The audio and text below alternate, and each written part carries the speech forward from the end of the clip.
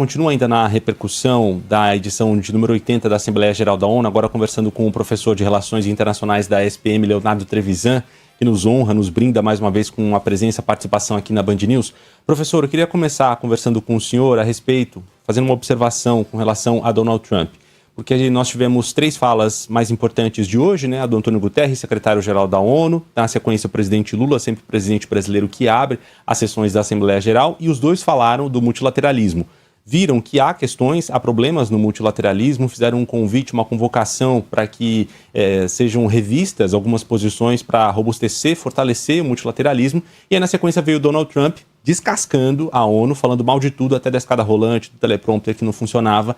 Mas foi muito interessante porque mesmo depois de fazer duras críticas ao multilateralismo e enaltecer os Estados Unidos e a si próprio, ele fez uma observação justamente do fato de estar ali no prédio da ONU. No bastidor, na saída do Lula, na entrada dele, eles se encontraram, conversaram, e desse encontro que durou segundos, pode sair uma conversa que, como nós estamos especulando, trazendo informações aqui, analisando, pode mudar um cenário bastante difícil para o nosso país, que são as tarifas impostas pelos Estados Unidos. Ou seja, no discurso de Trump, ele se contradiz e mostra que na ONU ainda há algum espaço para alguma conversa ou tentativas de diálogos, não? Boa tarde.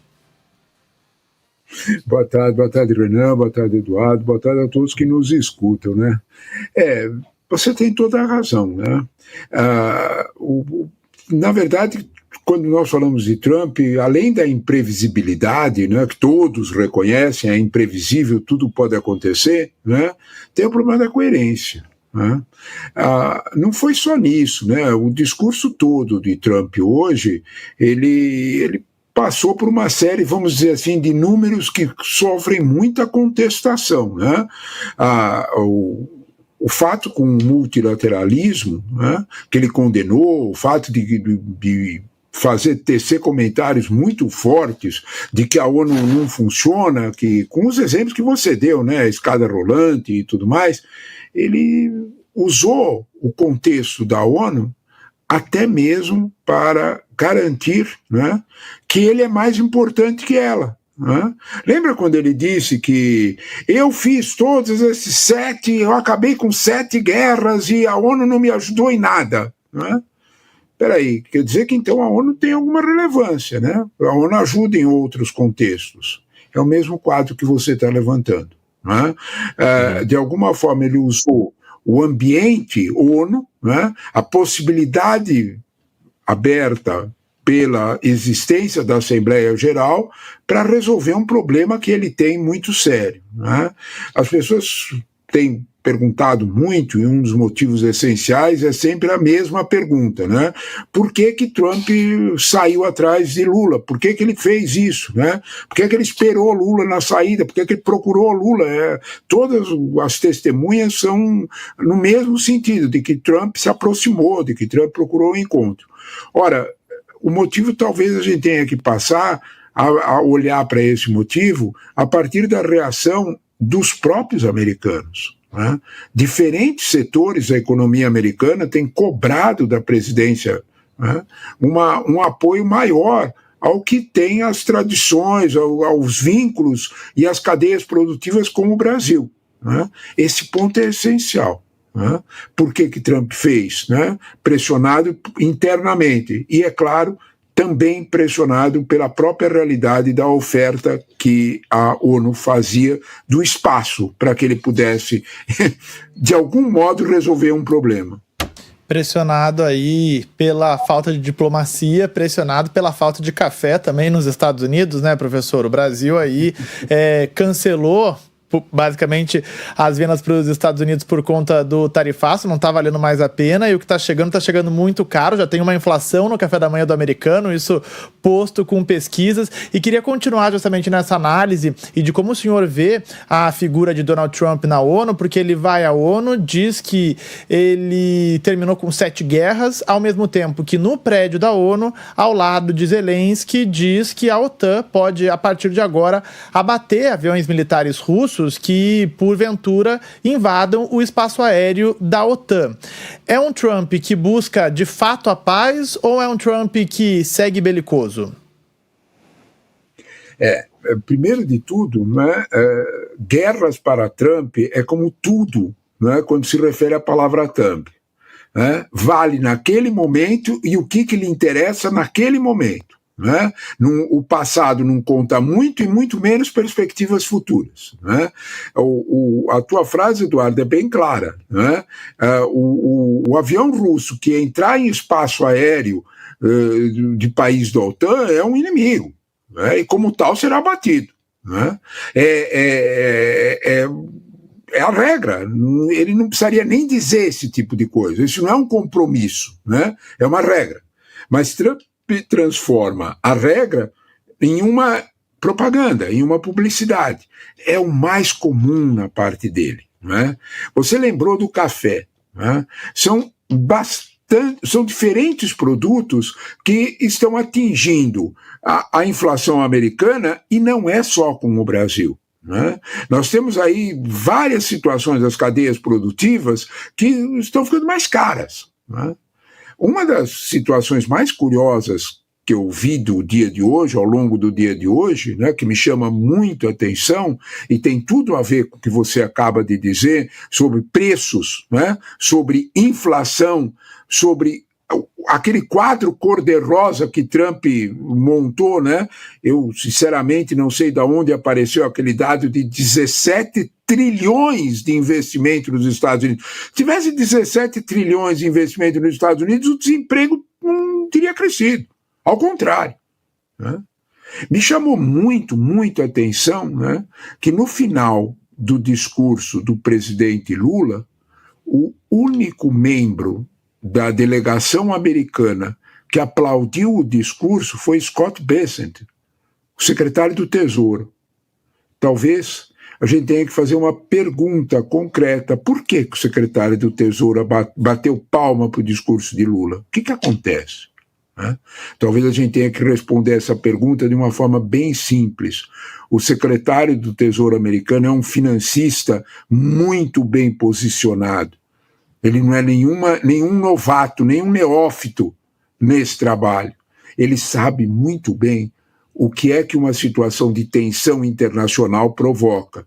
Ele sabe muito bem que comércio com regras quer dizer, de algum modo, avanço, quer dizer mais tranquilidade. É tudo que o investidor quer. Do mesmo jeito que o sujeito que só quer preservar seu emprego. O Scott Bessent bateu palma para Lula, porque sabia exatamente que não era bem aquele discurso, o do Trump. Né? Então, de algum modo, talvez a gente tenha que prestar atenção, né, no fato de que, de algum modo, o Trump vende só e exclusivamente o presente, aquilo que lhe interessa. Poucas vezes, muito às vezes, não precisa nem pensar em termos de verdade. Bom, é claro que hoje, né, nesse primeiro dia, nessa abertura da Assembleia Geral da ONU, as atenções ficaram voltadas realmente para Donald Trump, que monopolizou o discurso, falou mais do que o tempo comum aí destinado aos presidentes. Quase uma hora, né? Fez uma reclamação basicamente à ONU, reclamou de escada rolante, de teleprompter. Enfim, professor, o mundo tem reclamado muito da ONU, principalmente da inação da ONU. Agora, as Nações Unidas estão completando justamente 80 anos, é uma Assembleia Geral até especial por conta dessa data fechada. Queria perguntar para o senhor se, a partir dessa Assembleia Geral da ONU, a gente pode ver em algum ponto uma retomada do protagonismo das Nações Unidas, ou agora vai ser cada um por si mesmo e só um encontro para reunir os seus para falarem aí cada um a sua língua e dar a sua versão, como tem acontecido anualmente? Olha, essa pergunta é a mais importante, sem dúvida nenhuma, Eduardo. Né?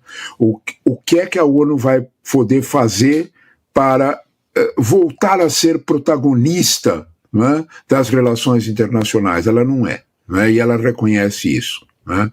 O presidente Lula usou uma palavra muito forte, né? Ele falou em refundação da Organização Mundial do Comércio, né? De voltar a termos uma situação desse tipo. A ONU terá que, primeiro de tudo, né, proteger seus organismos internacionais de uma ação mais forte. A ONU, para você ter uma ideia do que é que nós estamos falando, com os cortes dos Estados Unidos, a ONU terá no ano que vem que reduzir seus funcionários em mais de 20%. A ONU terá que reduzir todas as suas missões de paz em torno de 30% a 40%. A ONU vai ter que enfrentar problemas orçamentários fora dos problemas políticos e dos problemas diplomáticos que ela já enfrenta.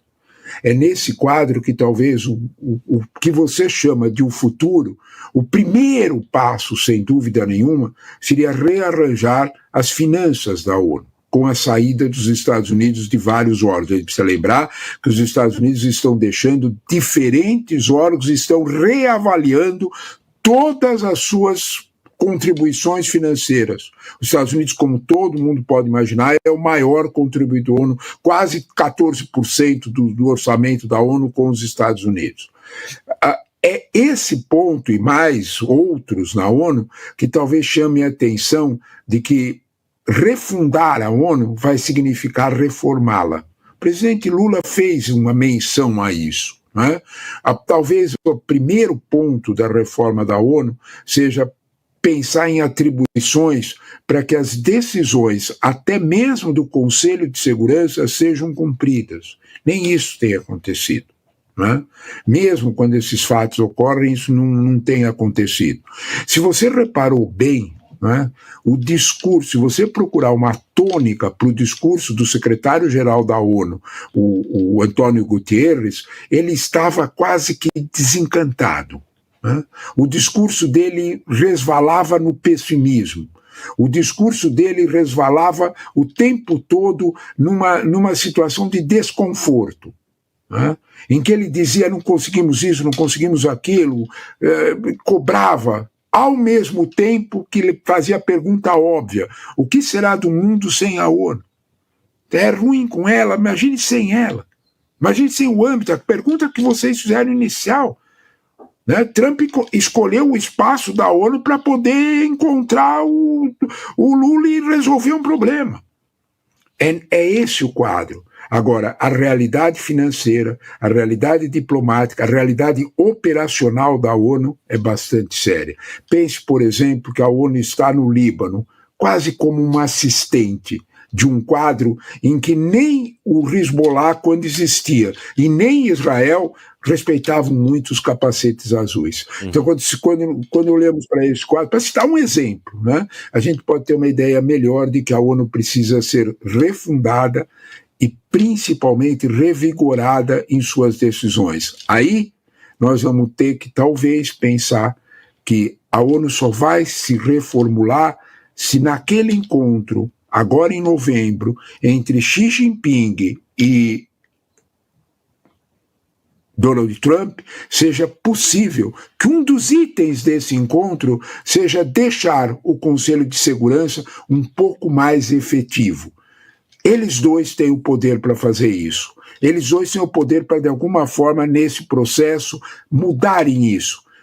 A ONU tem um papel essencial em uma reforma do xadrez geopolítico no mundo que está acontecendo. Só eles dois, a nação desafiante, a nação hegemônica, tem o poder de devolver o poder para a ONU. Leonardo Trevisan, professor de Relações Internacionais da SPM, muito obrigado por mais uma vez participar aqui do Entre Nós. Toda vez que o senhor entra no ar, a nossa audiência exalta a eloquência do senhor ao tratar de assuntos tão delicados. A gente assina embaixo. Muito obrigado, viu? Eu é que agradeço, Renan, Eduardo, muito obrigado pelo convite e pela boa conversa. Um abraço, meus amigos. Até mais.